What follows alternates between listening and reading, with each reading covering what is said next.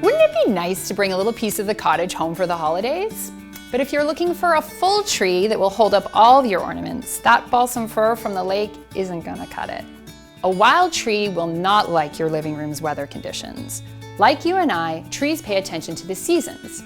Also like you and I, trees go dormant in the winter. If you bring your tree inside, the branches will go limp, exactly the opposite of what you want in a Christmas tree. A tree that's native to your cottage has roots that spread far and wide underground in order to get the nutrients that it needs to survive. If you were to try and dig it up, you would need a lot of muscle and a very large pot. It's best just to leave it in the ground. If you want to avoid chopping down a live tree, consider buying a potted one from your local nursery at home. After Christmas, take it outside, water it, and repot it if necessary. It should last a few holiday seasons. And, as a bonus, if you buy a tree that's native to your cottage area, you can take it back up to the lake in the spring and replant it.